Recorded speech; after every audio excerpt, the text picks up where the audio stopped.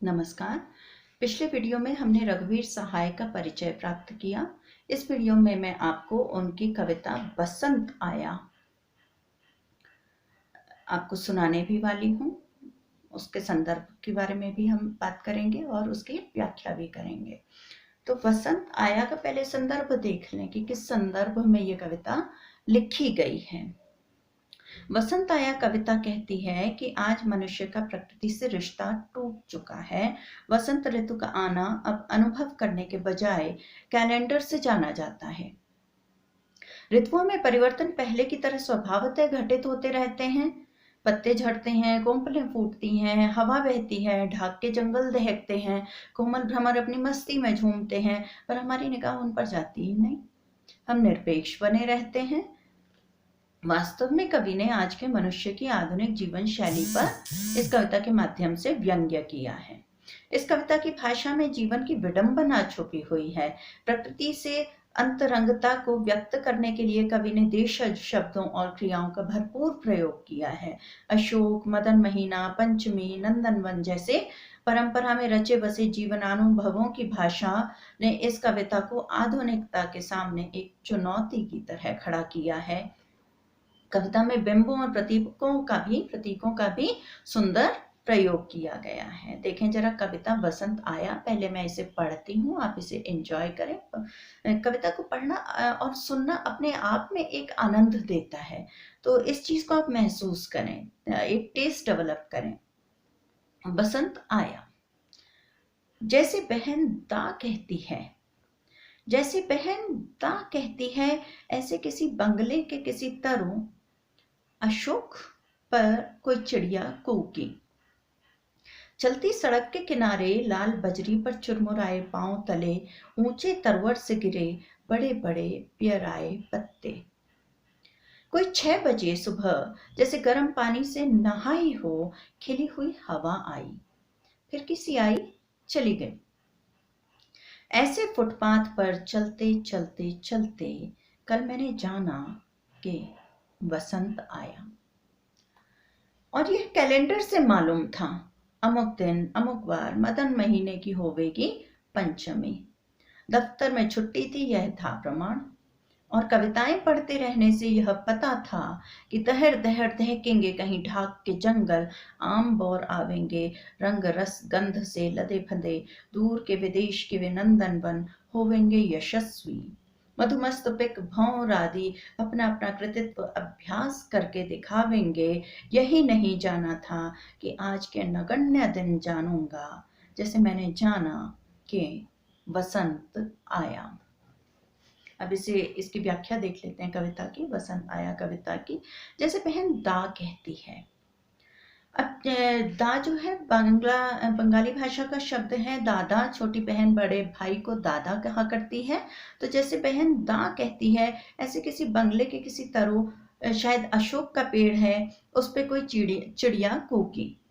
अब देखिए अशोक का पेड़ जो लिखा है आपकी पुस्तक में, ये ब्रैकेट में लिखा गया है।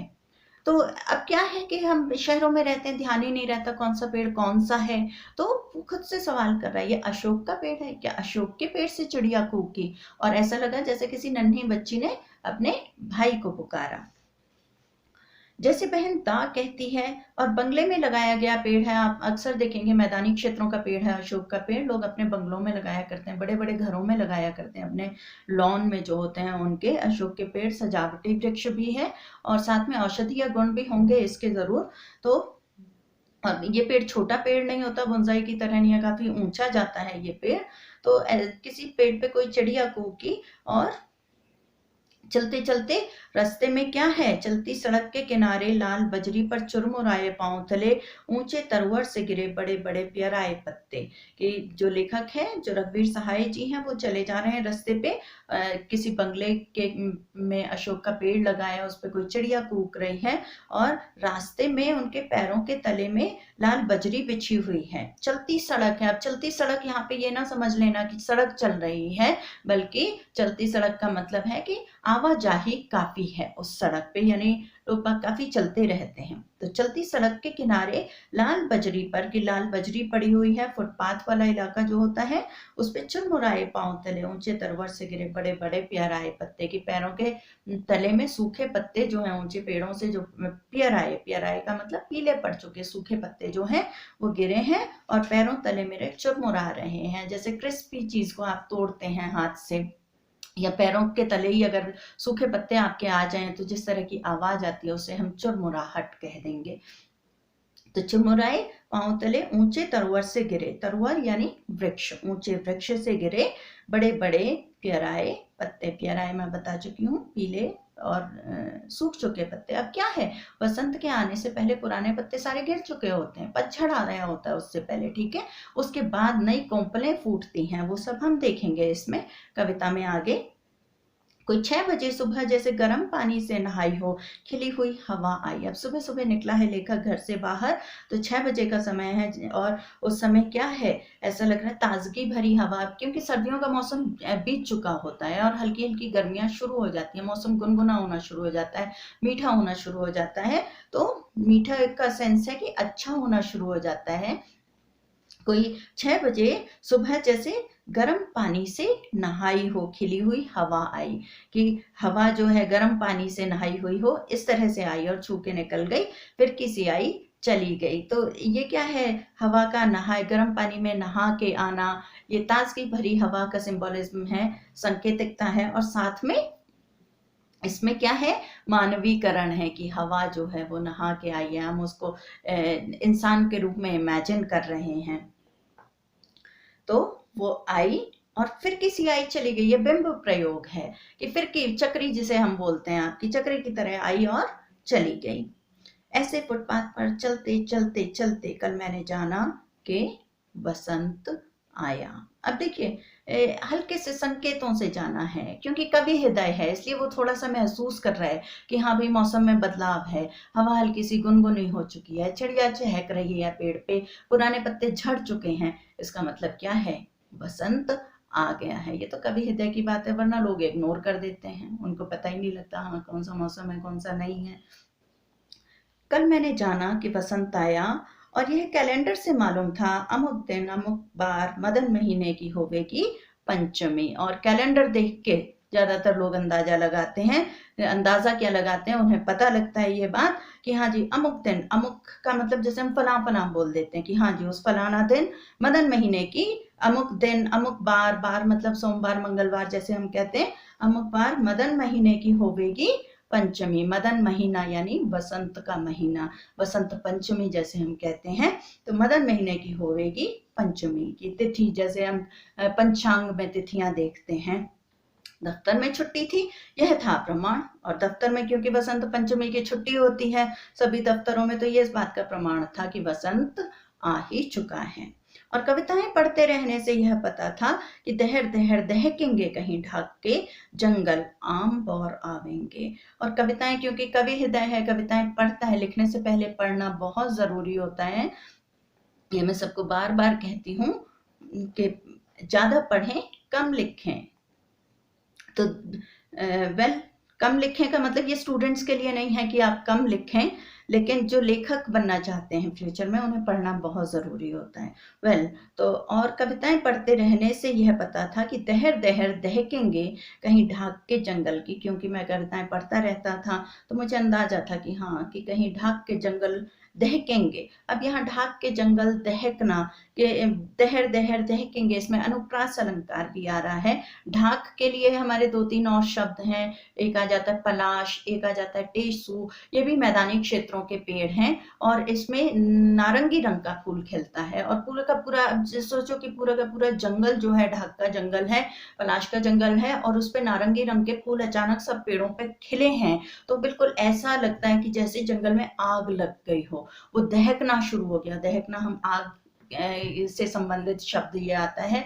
और दहर दहर जो शब्द आ रहा है वो लहराने की सेंस में, कि हवा भी बह रही है और आग की लपटें जो हैं वो जैसे लहरा रही हैं। तो मैंने क्योंकि कविताएं पढ़ी थी तो मुझे अंदाजा था कि बसंत ऋतु आई है, तो कहीं हाँ जी ढाक के जंगल भी होते हैं। अब ये तो शहरी इंसान है, शहर की बात कर रहा है कि एक आधा अशोक का पेड़ किसी बंगले में लगा है, उस पे चिड़िया है और वो कूक रही है, लेकिन जंगल कहीं पूरे के पूरे जंगल दहक रहे होंगे, पूरे के पूरे जंगल में फूल खिले होंगे, आम बौर आवेंगे और आमों पे बौर आ गई होगी, फल से पहले जो बौर होती है आम पे वो आ चुकी होगी। रंग रस गंध से लदे फंदे दूर के विदेश के वे नंदन वन होवेंगे यशस्वी। और रंग रस गंध यानी कि फूलों से रंग जो है वो सारे क्षेत्र में दिखने में आ रहे होंगे, रंग बिरंगे फूल, और जो फल हैं वो पकने लगे होंगे, उसमें रस आना शुरू हो गया होगा, सुगंधी सारे में व्याप्त होगी, चाहे फलों की हो चाहे फूलों की हो। तो उससे लदे फदे जो पेड़ हैं दूर के विदेश के, विदेश का मतलब आप ये बिल्कुल ना समझें कहीं अब्रॉड की बात हो रही है, किसी और ही दुनिया की बात हो रही है। विदेश का मतलब कोई भी बाहरी क्षेत्र, दूर का क्षेत्र आप समझ सकते हैं।